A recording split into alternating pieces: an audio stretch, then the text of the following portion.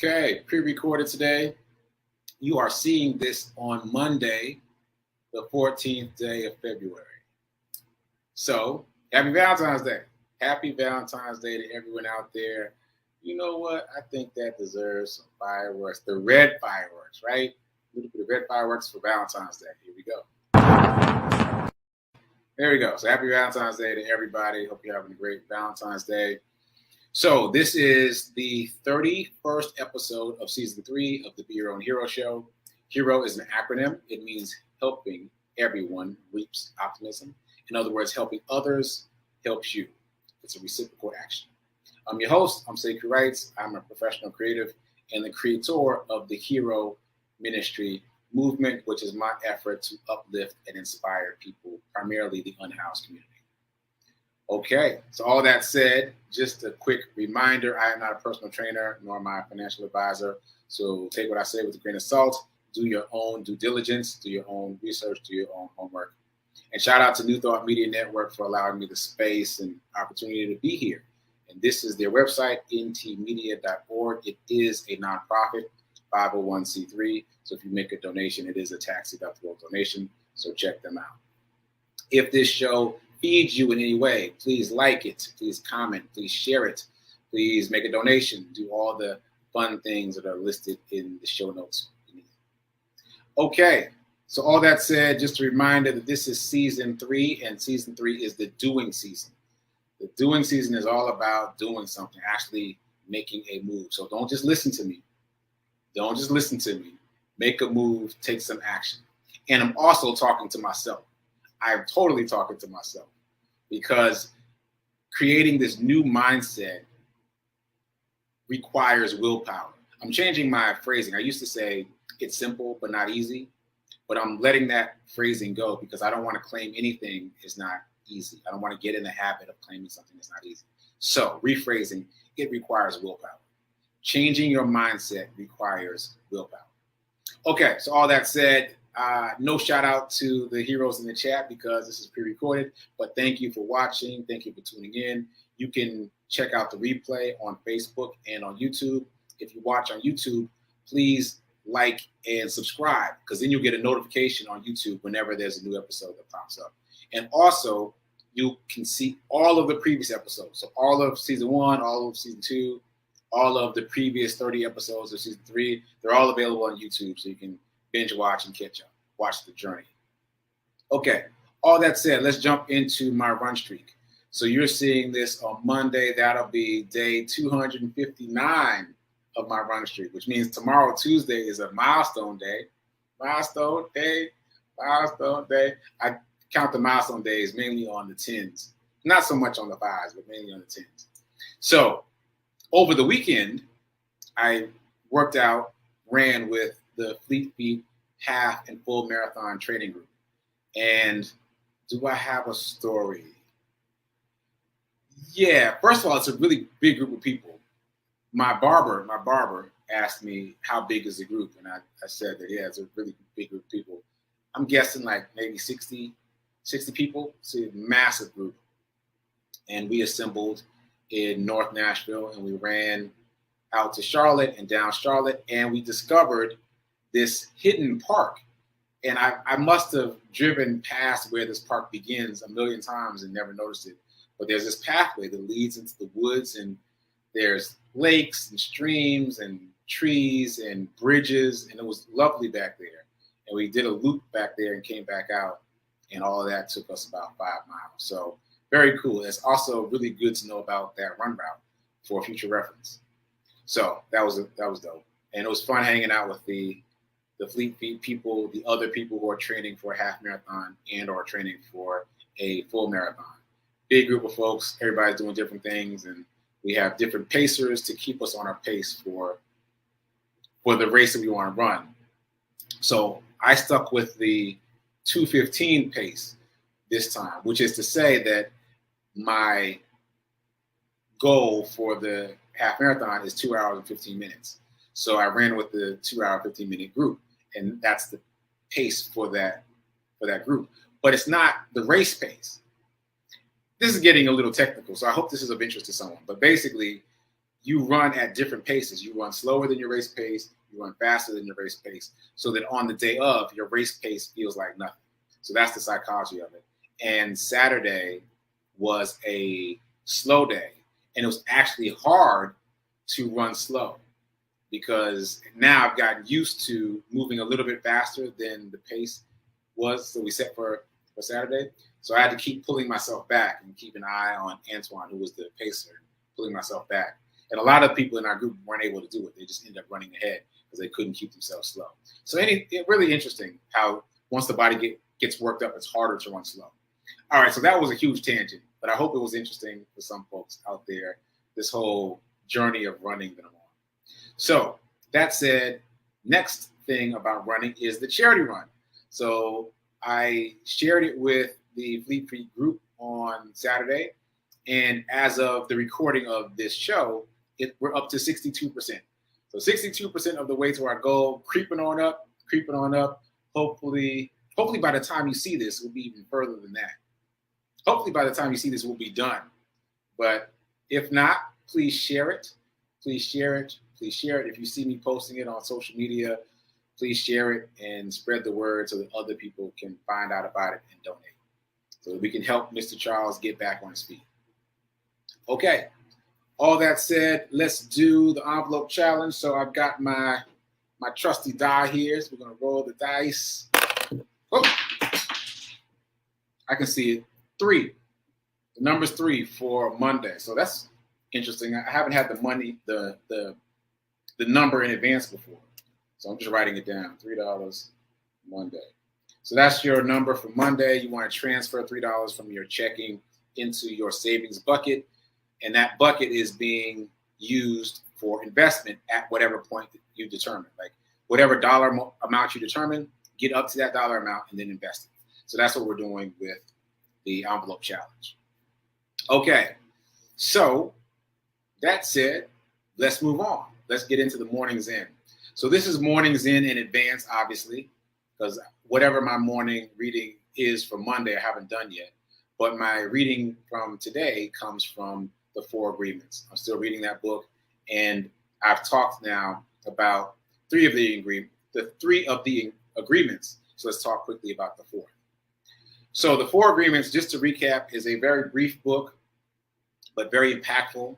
And each of these agreements seem really simple, but they require willpower. I caught myself. They require willpower. And shout out to Linda, because Linda actually put this in the chat on Friday.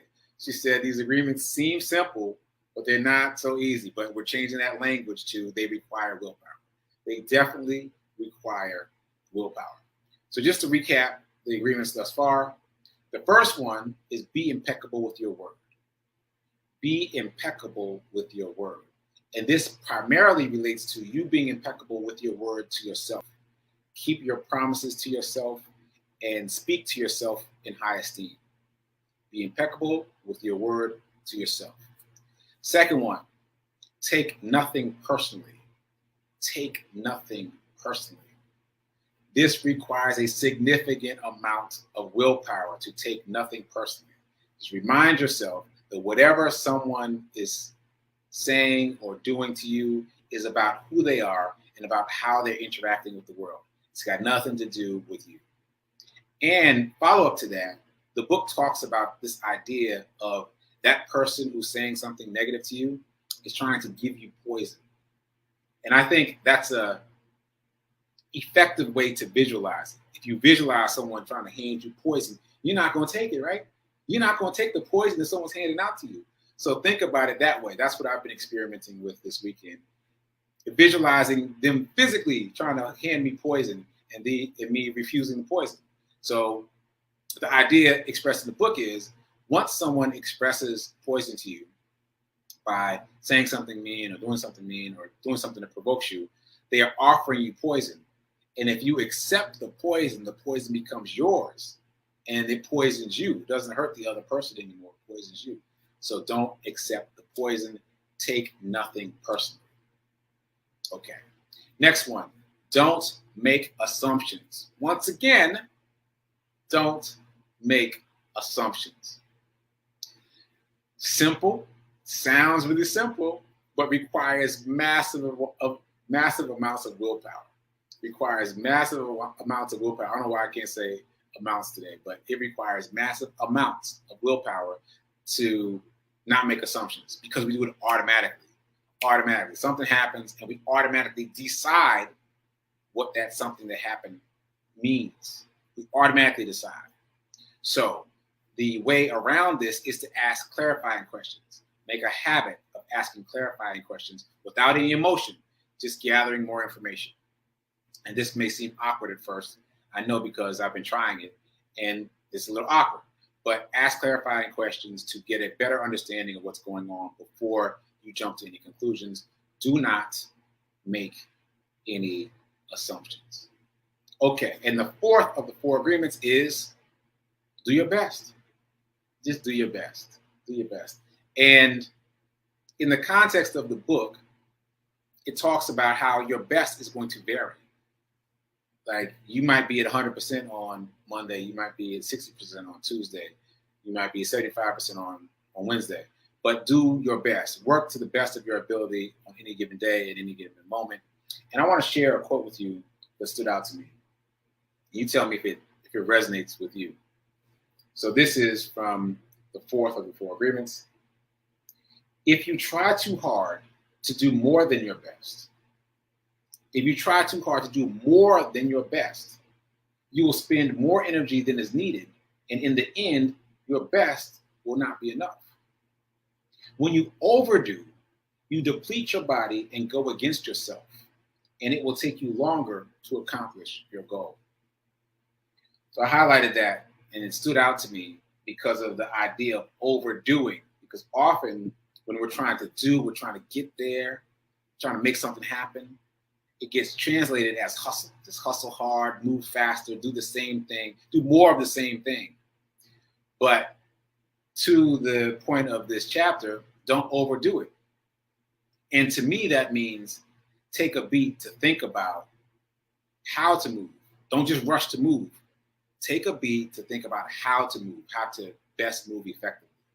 So that's at least my interpretation of that part of doing your best. So anyway, 4 agreements. I might stick with it for a minute, even though I just talked about the 4th agreement. It's an impactful book and lots of great lessons. Check it out if you haven't already. Okay, moving on. I was trying to decide if I was going to talk about the 50th law of power. I actually listened to the 50th law of power while I was running my 5 miles on Saturday. But I think I want to save that for another day. It's an interesting book. 50 had a lot of really challenging experiences before his meteoric rise to fame. And the book talks about how he was able to overcome those. So that's it for now. Moving on, let's talk about abundance. Let's talk about abundance, shall we? So let's do our affirmation, which is, no drum roll. Here we go. I am so happy and grateful to be a multi-millionaire in every area of my life. I am so happy and grateful to be a multi-millionaire in every area of my life.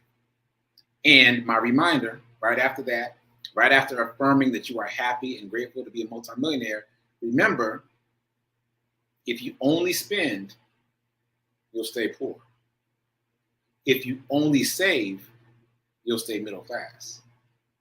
But if you invest, then you'll become wealthy. If you want to become wealthy, the only way to do that is to invest. It's not optional. So I changed the phrasing there, because if you invest, you don't necessarily become wealthy automatically, but investing is the path to wealth if you do it actively and do it in the right way. Investing is the path to wealth. Okay, so today is Monday. It's Money Monday, as someone else called it. A couple of you called it Money Monday. And this is what I want to talk about. I want to talk about worlds within worlds. So on Friday, I hope you saw Friday's show, but I was responding to a question from Robin about how to get started in stock if you've never bought stock before. And I talked about what I would do differently if I had to do it all over again. And I want to piggyback on that idea and then take a pivot. So what I would do if I had to do it all over again is I would spend less time trying to learn everything before I got started and just get started. Just get started, because the fails and the stumbles and the missteps are what help you learn faster. And I spent a lot of time sitting on the sidelines trying to study how to move. Start moving and study at the same time. That's what I would do if I had to do it all over again.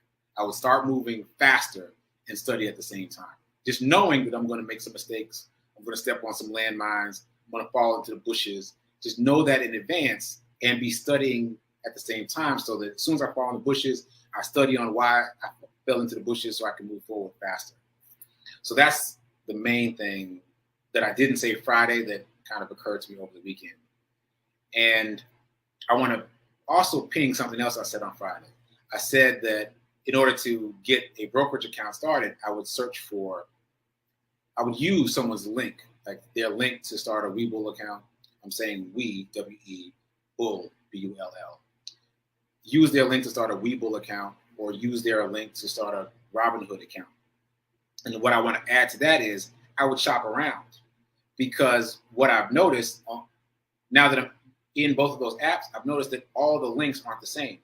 Some links offer more stock than other links, and some links offer seemingly a better quality of stock than other links. So I would shop around. So that being said, if I was to do it all over again, I would start asking people, hey, are you in the stock market? Are you on Webull? Are you on Robinhood? Send me your link. And that's how I would get in fast and easy, like by using their link and getting free stock, so that I'm not funding my brokerage account with only my money. I'm funding it also with theirs. So that has been tremendously helpful for me at this late date. I've done it with Webull. I've shared my link with you guys. And I had been seeing this link for months, but ignoring it because I thought it was some kind of scam. And so I had to get past my own mindset block. And once I used it, I was shocked at how easy it was to get multiple shares of stock. And then once you're playing with house money, that gives you a little more elbow room, because psychologically, nothing feels like a loss. Which leads me into the worlds within worlds. So we've talked about stock. We've talked about Shaq. We've talked about how currently Shaq makes more money from his investment portfolio than he made at his highest point during his career, right? Which was $27 million, just to put real numbers on it. So we know about the idea of buying and holding stock, which is essentially what Shaq seems to be doing. I say seems to because I don't know for sure, but he seems to be accumulating stock, letting it appreciate in value, and that becomes his net worth. And probably he's reinvesting the dividends and just letting it be his net worth, or having the dividends come out to him as his pay. Again, I'm just guessing, I'm speculating based on the numbers that I found. But here's the other thing, and I've been talking about this a little bit, but just to put a fine point on it, the other way to interact with stock is trading, and it's much different than buying and holding. And I talked about this recently, but there's these two schools of thought about trading. Let's just say two schools of thought about stock. One is valuation, and the other is technical analysis. So valuation is what basically we've been doing. We're looking at the stock, we're checking the ex-dividend date, we're checking the dividend yield, we're looking at how big the company is. Like, we're looking to see if this is a company I want to invest in. Those of you that are investing in individual stocks, those are the kinds of questions I'm sure have come up, right? Trying to pick the right one. But on the other side, and I know I've talked about this before, but I just want to really drive it home. On the other side, the technical analysis people don't care at all what the stocks are. And I mentioned Nicholas Darvis on Friday. Nicholas Darvis, for those of you just joining us, was a famous ballroom dancer in his day. Super famous, traveled the world, was making lots of money as a ballroom dancer, fell into the stock market accidentally, ended up being able to make $2 million in less than a year, and wrote a book about the fact that he made $2 million in less than a year, which I've read. And it really didn't hit me until recently that the way he was making his money was not the way Shaq seems to be making his money. He's not buying and holding the stock and letting it appreciate in value.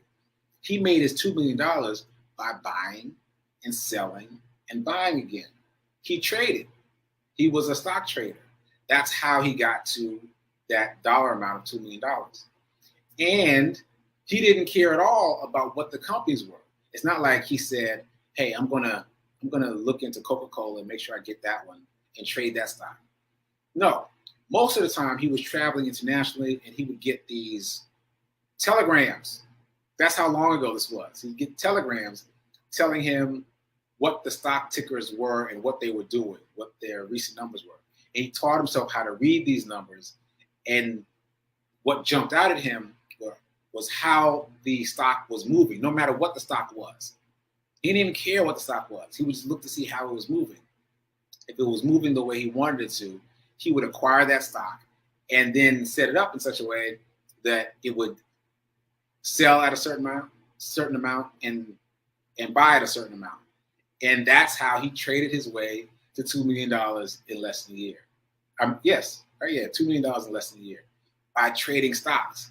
And this takes me all the way back to another person I mentioned a long time ago.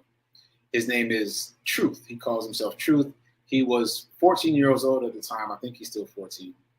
And he is a multi-millionaire, I believe. And he became a stock trader at something like 12 or something. But at the time, I didn't really pay attention to the fact that he was trading. I knew that he was in the market, but that didn't really click for me.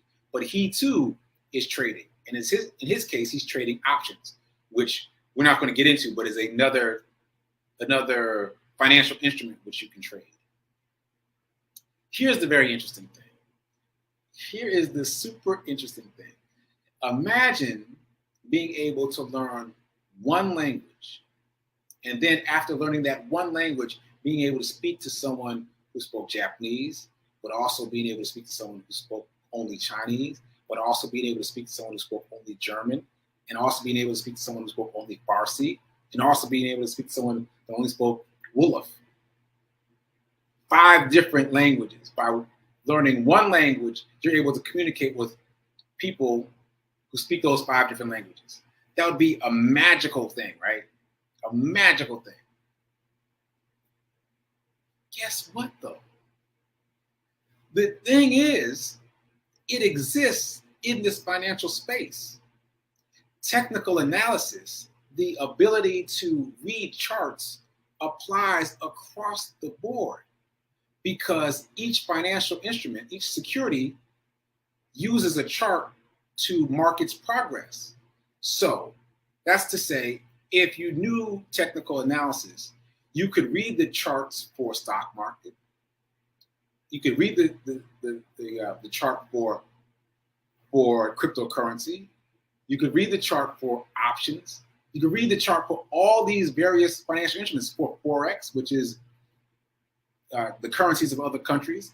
Like, they all use a chart. And so once you learn how to use the chart, you know how to read all of it. That is so huge to me. That's huge. So basically, you learn one thing and you have learned the language of money across these various barriers. That's incredible. So I will definitely be going down that rabbit hole quite a bit, and I'll be talking about it. I've already mentioned candlesticks, and so I'll just end by reminding you that candlesticks is just one method of reading those charts. So there's lots of different methods, but if you're anything like me, when you look at a chart that looks something like, let me find it again, something like this, you're confused. There's too much going on, right? But if you're only looking at one thing, 1 or 2 things on that chart, it gets more clear. If you're only looking for this and you know how to read this, you know what each of these candles represents, it becomes easier to read the whole. And if you can read the whole for one financial instrument, you can read the chart for all the financial instruments that use a chart. What? So mind-boggling stuff. It's fascinating to me that we've discovered this world within a world. There's stocks, obviously, and there's valuation of stocks, like buying and holding stock, like Warren Buffett, let's say, right? Buying, holding for the long term works really well. The market rewards patience. And generally speaking, the market goes up about 10% every year, as long as you're putting your money in the right place. And if you're putting your money in the real right places, it will go up even more. So it'll go up. If you get some stock and it's a good stock, hold on to it. If it's a quote unquote bad stock, maybe you want to, no, I'm not giving advice. I'm not giving advice. In my case, some of the stocks that I picked, I haven't been happy about how they did. And then I closed that position and bought back into something that's more tried and true, like the S&P 500. But I just want to finish this point. That's a whole world. But there's this other whole world of stock trading where people are learning to read the chart, and the chart allows them to make dispassionate decisions about when to buy and when to sell, no matter what the company is, no matter what the financial instrument is, and lead a life of trading stocks. Fascinating. It's a universal language. Okay. So I'm going to stop there because I don't want to repeat myself. I'm just really fascinated by that idea of learning one language that helps you understand all the financial languages. So I'll be talking about it coming up. So, all right, what's coming up next? Next is prayer time at 10:15, and then sit with Rev Melissa. Today, we're doing a special edition of Sit with Rev Melissa. Today, February 14th, Valentine's Day. So stay tuned for that. In the meantime, keep doing. Be a hero. Be your own financial hero. Remember that now is better than perfect in terms of investing. Don't wait till tomorrow. Invest today. And I will see you mañana later.